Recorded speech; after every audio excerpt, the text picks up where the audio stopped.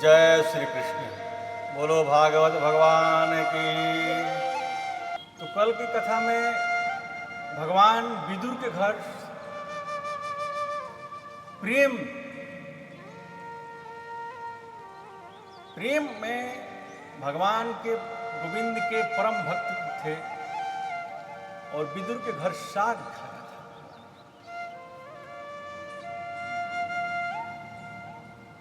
तो परीक्षित जी बोले कैसे भगवान, तो मुझे विस्तार से बताइए। आदरणीय सुखदेव जी ने परीक्षित जी से कहा, यदा तु राजा स्वसुतान साधुन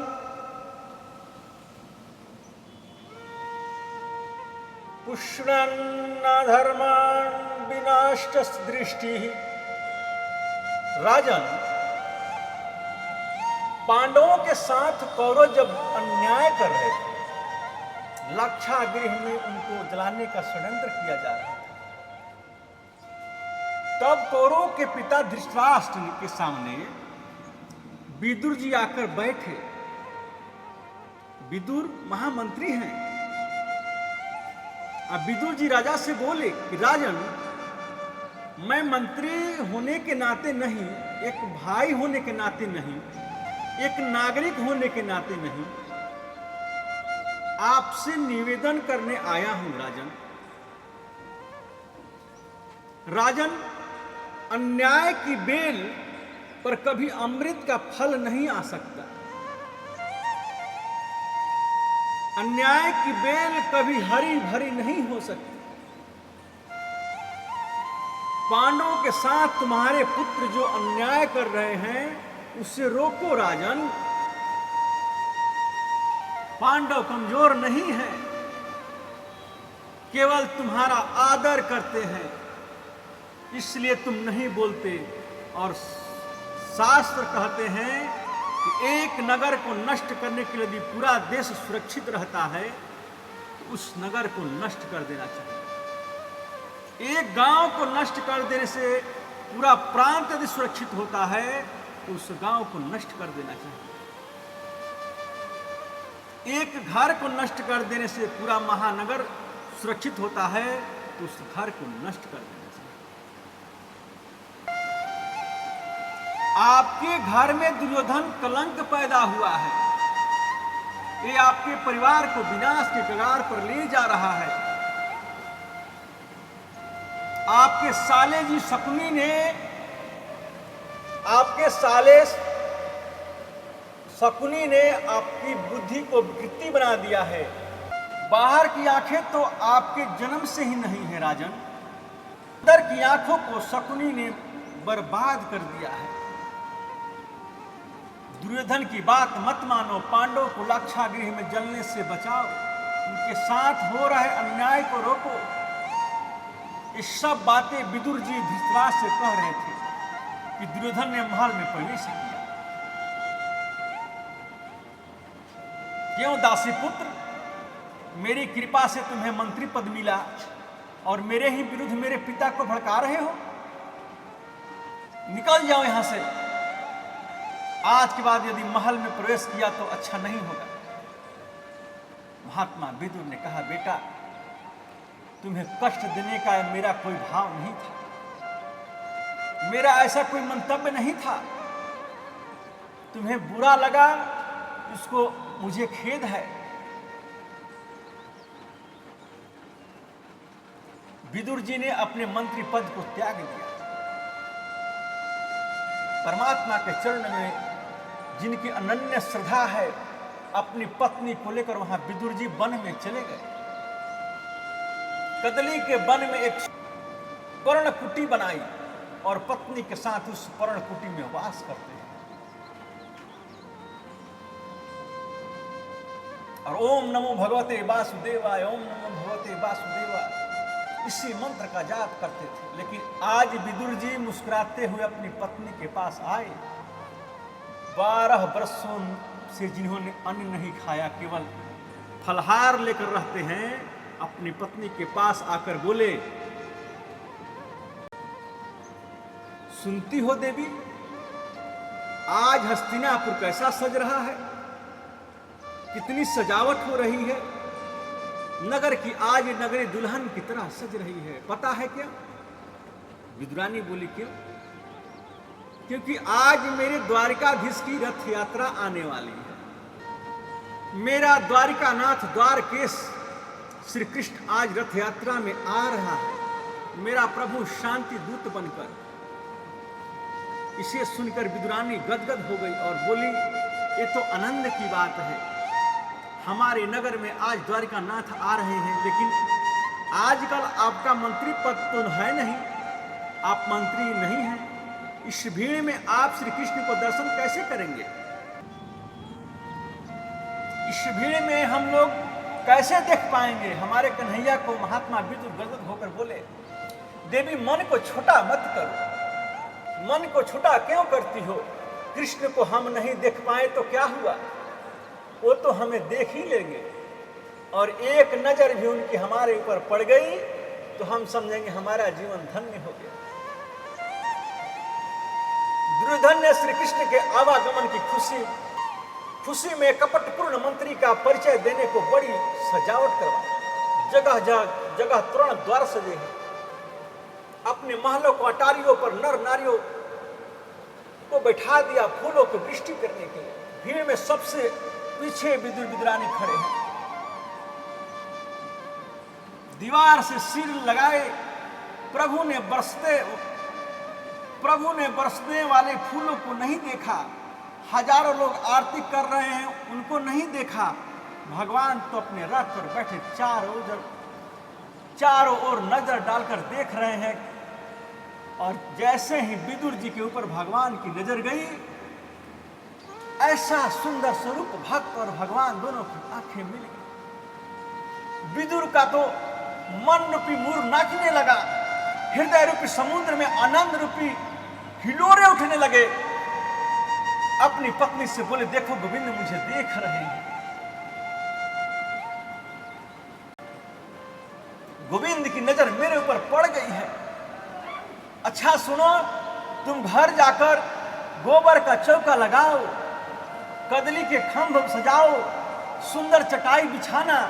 मैं जरा देखकर आता हूं कि पांडवों के भाग्य का क्या फैसला होता है। भगवान ने विदुर को देखा और देखते देखते इशारा कर दिया कि तुम्हारे घर जरूर आऊंगा। ऐसा मानो प्रभु ने इशारा किया। दुर्योधन देख रहा है, हम तो इतना स्वागत कर रहे हैं, ये पता नहीं किसको देख रहे हैं। एक बहुत बड़ा मंच बना है, मंच पर सैकड़ों सिंहासन लगे हैं स्वर्ण के। उन्हीं सिंहासन पर एक सुंदर मणिमय सिंहासन है। उस सिंहासन पर मेरे द्वारकाधीश विराजित हो गए। विदुर जी का अपमान हो चुका है, इसलिए विदुर जी को ऊपर सभा में जाने की अनुमति नहीं है। सारी प्रजा के साथ नीचे विदुर जी भी बैठे हैं। दुर्योधन ने मेरे गोविंद का स्वागत किया। आओ कृष्ण आओ, हमारे पदार्पण से, आपके पदार्पण से हम कृतार्थ हुए। आप आए, मेरा बहुत बड़ा भाग्य है। लेकिन आगमन किस कारण से हुआ हम जान नहीं पाए। भगवान ने दुर्योधन से कहा, मैंने तुम्हें दुर्योधन नहीं कहा, क्योंकि तुम तो सुयोधन हो। एक बात मैं तुमसे पूछना चाहता हूं कि पांडव तुम्हारे भाई हैं ना? बोला हाँ जी। तुम्हारे खास काका के बेटे हैं? बोला हाँ जी। तो तुम्हारे भाई हुए? बोला हाँ जी। तो आधे राज्य के अधिकारी भी हुए? बोले बिल्कुल नहीं। क्यों नहीं हुए? यदि नैतिक पद्धति से तुम देखो तो दुर्योधन तो पांडवों के आधा राज्य मिलना चाहिए। लेकिन मैं तुम्हें पांडवों को आधा राज्य देने के लिए नहीं बोलता। केवल 5 गांव तुम पांडवों को दे दो। गांव से ही है, 5 गांवों से ही मैं उन्हें प्रसन्न करने का प्रयास करूं। यही तुमसे मेरा निवेदन है। दुर्योधन तुरंत तड़क कर खड़ा हो गया। भीष्म पितामह, द्रोणाचार्य, कृपाचार्य, धृतराष्ट्र सब बैठे हैं। शुच्यग्रे नैव दस्यामि बिना युद्धेन केशव। क्या बोलते हो कन्हैया, सुई की नोक के बराबर भी भूमि में बिना युद्ध के नहीं दूंगा। भगवान ने कहा, अभी तुमने युद्ध की विभीषिका नहीं देखी है। युद्ध तुमने नानी जी के से कहानी में सुना होगा, बाल्यावस्था में पुस्तकों में पढ़ा होगा। हजारों स्त्रियां विधवा हो जाएंगी, लाखों बच्चे अनाथ हो जाएंगे। दुर्योधन, एक शांति दूत के साथ कैसा व्यवहार करना चाहिए तुम्हें इतना भी शुहुर नहीं है। धृतराष्ट्र ने दुर्योधन का हाथ दबा लिया। पागल, बोलना भी नहीं आता है। दुर्योधन ने तुरंत हाथ जोड़कर कहा, क्षमा करना कन्हैया, बचपन से ही उदंड रहा हूं ना, पता नहीं मुंह से क्या बोल जाता है, बाद में पश्चाताप होता है। खैर जाने दीजिए, ये राजनीति राजपाट की बातें बाद में होगी। अंदर पधारिए। मेरी माता गंधारी से 56 प्रकार का भोजन आप अपने हाथ से बनाए हैं आपके लिए। मेरे गोविंद ने मुस्कुराकर कहा, देखो दुर्योधन, भोजन केवल 2 परिस्थितियों में किया जाता है। या तो भोजन कराने वाले के मन में श्रद्धा हो, या भोजन करने वाला भूख से पीड़ित हो। अब तुम्हारे मन में तो श्रद्धा है नहीं, मेरे पेट में भूख तो है नहीं, इसलिए भोजन करने का तो प्रश्न ही नहीं है। भोजन कर ही नहीं सकता। क्यों? क्योंकि आज मैं श्रीमान विदुर जी के घर मेरा निमंत्रण है। उसी सभा में विदुर जी बैठे थे। सोचा मैंने कब निमंत्रण दिया, मेरी तो इनसे बात भी नहीं हुई, और सभा में कहते हैं कि मेरे घर निमंत्रण। विदुर जी ने कन्हैया के इशारे से पूछा, भगवान ने इशारा कर दिया, चुपचाप बैठे रहिए, हम जो कहते हैं ठीक ही कह रहे हैं। विदुर जी तो सभा छोड़कर ही चले गए। सोचा क्या भरोसा कन्हैया सीधे मेरे घर ही आ जाए, कुछ व्यवस्था तो होनी चाहिए। विदुर जी गोप लोगों की बजरिया में गए, कहीं से माखन खरीदा, कहीं से मिश्री खरीदे, कहीं से खोए के लड्डू बनवाए। गोविंद आ जाएं तो कुछ व्यवस्था तो घर पर होनी चाहिए।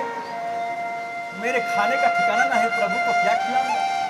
लेकिन दुर्योधन ने हंसकर कहा, विदुर के घर आपका निमंत्रण है, रहने दो कन्हैया, अपने खाने का ठिकाना नहीं, आपको क्या खिलाएगा। कृष्ण बोले, इसकी मुझे परवाह नहीं है, जब निमंत्रण दिया है तो भोजन की व्यवस्था तो की होगी। दुर्योधन ने कहा, लेकिन कन्हैया आप द्वारिका से सीधे घर आए हैं, विदुर जी से तो आप मिले भी नहीं, फिर विदुर जी ने आपको भोजन पर निमंत्रण कब दे दिया। भगवान बोले, द्वारिका में उनका पत्र गया था, हस्तिनापुर आओ तो पहला भोजन मेरे घर पर ही करना। दुर्योधन बोला, मैं भी देखूं विदुर आपका क्या स्वागत करता है, आपको क्या खिलाता है। भगवान बोले, इसकी परवाह मुझे नहीं, मेरे गोपाल चल दिए। एक बात ध्यान दें, जैसे लोग मंदिर में जूता उतार कर जाते हैं, जैसे लोग मंदिर में जूता उतार कर जाते हैं, वैसे ही भगवान जब भक्त के घर जाते हैं तो चरण पादुका उतार कर जाते हैं, नंगे पांव जाते हैं। भगवान की दृष्टि में भक्त का घर मंदिर का समान होता है। मेरे प्रभु नंगे पैर ही चले विदुर जी के घर।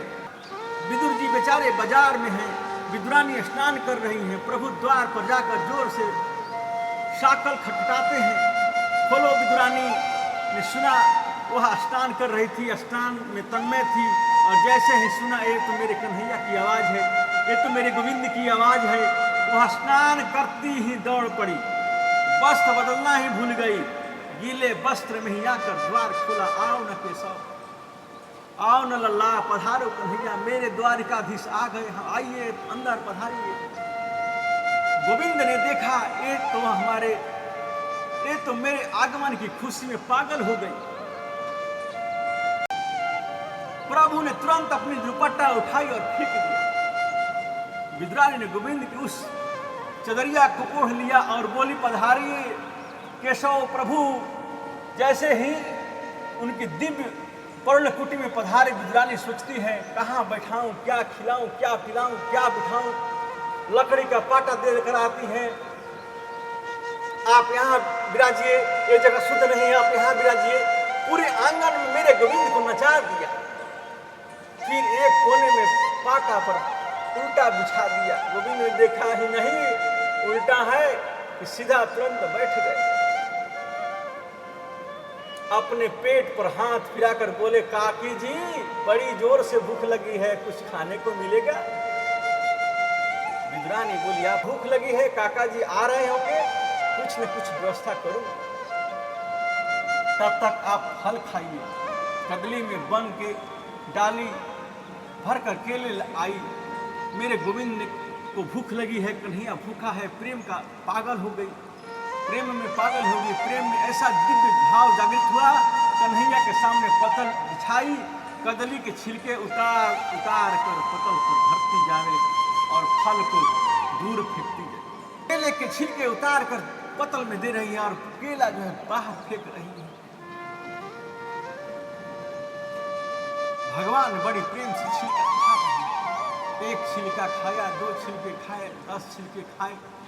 प्रेम में आकर प्रभु तकरीबन 35-40 छिलके खा गए और बोलते हैं, काकी जी बहुत मीठा है, ये तो बहुत मीठा है। विद्रानी बोली, लाला आपको मीठा लगा तो जरूर मीठा होगा, वैसे मैं आपके हाथ में जल देती हूं। इन वृक्षों में फल मीठे लगे गोविंद को, सुनकर विद्रानी को आनंद मिला। इतने में विदुर जी आ गए। अब विदुर जी के हाथ है कमंडल में दूध है, कटोरी में माखन मिश्री है और भी कई प्रकार के पकवान है। द्वार पर आकर जोर से बोले, सुनती हो, जल्दी द्वार खोलो। विद्रानी दौड़े दौड़े गई, द्वार खोलकर बोली, काहे हल्ला मचाते हो? विदुर जी बोले, क्या बताऊं देवी, तुम्हें आज गौरव की भरी सभा में मेरे गोविंद ने मेरा कितना आदर किया। भरी सभा में गोविंद ने मेरा कितना आदर किया, मैं तुम्हें शब्दों में नहीं बता सकता। दुर्योधन, दुशासन, कर्ण, विकर्ण समस्त लोगों के सामने मेरे गोविंद ने कहा कि आज मेरे विदुर काका के घर हमारा निमंत्रण है। मैं तो इतना संकोच में पड़ गया देवी कि सभा छोड़कर बाजार गया, माखन मिश्री दूध खोआ सब लेकर आया हूं। सुनो, गोबर का चौका लगाओ, चटाई बिछाओ, पतल लगाओ। मैं द्वार पर खड़ा हूं कृष्ण का स्वागत करने। मेरा कन्हैया झूठ कभी नहीं बोलता है। उसने कहा, विदुर के घर मेरा निमंत्रण है तो वो जरूर आएंगे, मैं द्वार पर उनका स्वागत करूंगा, तुम अंदर सब व्यवस्था करो। विद्रानी बोली, आने वाले हैं कि भीतर बैठे हैं? उनको तो आए ही 1 घंटा हो गया। अच्छा, ये तो बड़े आनंद की बात है, तुमने कुछ खिलाया कि नहीं? विद्रानी बोले, घर में और तो कुछ नहीं था, केले का फल बड़े प्रेम से पा रहे हैं विदुर। विदुर जी ने भीतर जाकर देखा कि भगवान तो छिलका खा रहे हैं, फल तो दूर पड़े हैं। पत्नी से बोले, क्या किया? आज पहली बार इस गरीब की कुटिया में द्वारिकाधीश पधारे, पहली बार मेरे गोविंद इस कुटिया में आगमन हुआ और उन्हें तुम छिलका खिला रही हो। विद्रानी का अब ध्यान भंग हुआ। पहले तो प्रेम में पागल हो गई थी और बोली, ओहो मैं तुम्हें छिलका खिला दिया। श्री कन्हैया, मुझे पहले क्यों नहीं बताया? वास्तव में प्रभु का ध्यान भी अभी हुआ, प्रभु ने भी छिलका देखा और बोले, ओहो क्या हम छिलका खा रहे थे? काकी जी, हमें नहीं मालूम केला था कि छिलका। हम तो इतना जानते हैं कि जो कुछ खिलाया इसमें काकी जी का अनुराग है, प्रेम है।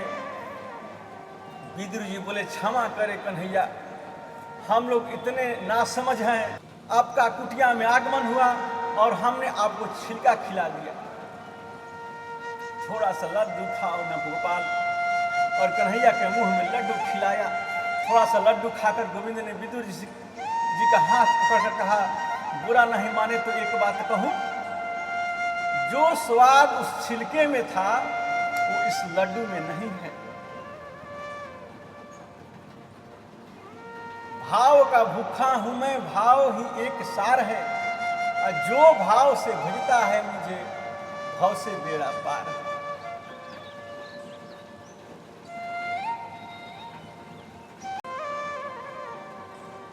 जय श्री कृष्ण। अब आगे कथा कल होगी। बोलो भागवत भगवान की।